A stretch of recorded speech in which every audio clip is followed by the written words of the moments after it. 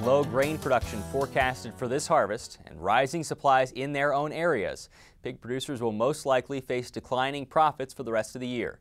Chris Hurt, an extension ag economist at Purdue University, said last week that losses in the final quarter could be as much as $60 per head. That would exceed the previous record quarterly losses of $45 a head in the fall of 1998. We talked with Ron Plain on Wednesday afternoon about a sow sell-off, supply into 2013, and how much further hog prices could slip. Well, hopefully we'll find a bottom pretty quick, Jeff. Yes, you're right. Prices have dropped off very rapidly in late summer. We're looking at carcass prices right around $70 per hundredweight.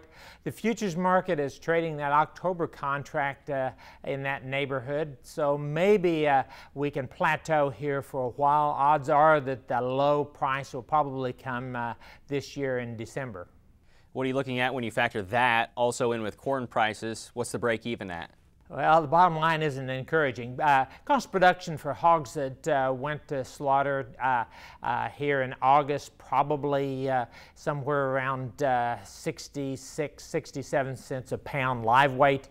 We're looking at 75-cent cost of production per pound live. That's right, at 99 cents on carcass price, $99 a hundredweight for hogs that'll go to slaughter in December. How bad do you think that crop progress or the September crop report will be next week? I know we talked off air and Missouri's already well underway with their harvest. Yes, way too hot and too dry. Our crop is going into the bin early, what there is of it. USDA's August number said corn crop of 123 bushels per acre. I'm guessing probably going to get trimmed a bit. There's a reason that we've got a lot of $8 corn out there. It's a short corn crop. Do you expect any help at the beginning of 2013 once we start to see a crop, although perhaps small in South America corn, if they switch more to soybeans? Yeah, everybody's going to be watching what South America does because their crop will come off right at the start of our spring. Looking for a lot of bean acres, and soybean meal's been $550 a ton. That also hurts cost of production. So hopefully we'll get some relief in that March-April time frame, at least on protein costs.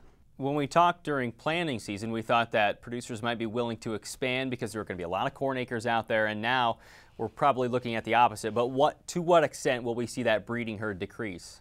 That's a good question. USDA is doing their September survey as we speak. The numbers will be out at the end of the month. I'm guessing the breeding herd probably down 1%.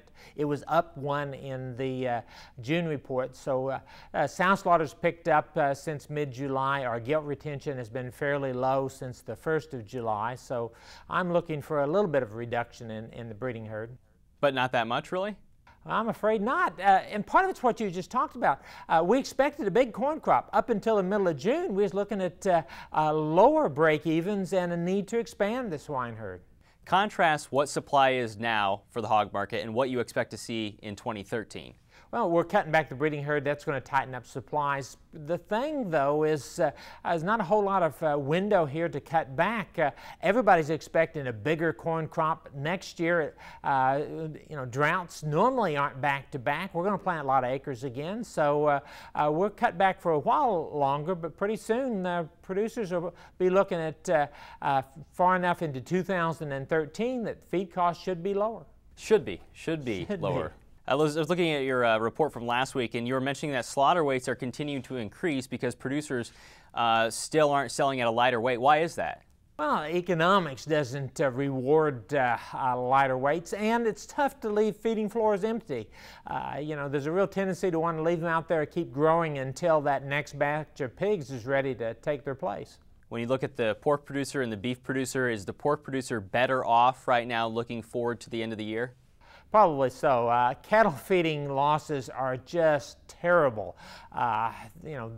Their feed costs are just as ugly as for hog producers. We're looking at losses over $300 per head in some cases on closeouts on steers. And although we're probably going to lose over $50 per head on hogs that go to slaughter in the fourth quarter, it's not a fun situation to be in the livestock industry right now. How much help from the export side for the hog market? Any help there? Well, we've done well. Pork exports in the first half of this year were up 12%. Imports up only a fraction of 1%. We're probably going to see a bit of a slowdown, but on balance, exports is going to be a net positive this year for hog farmers. So bullish or bearish then, Ron, as we go forward? Well, you know, give me some good weather next year and we should drop feed costs a lot. And so, yes, we need to cut back the herd now and for several more months. But the outlook long term, once we get a good corn crop in the bin, is back into profitable situation for hog producers.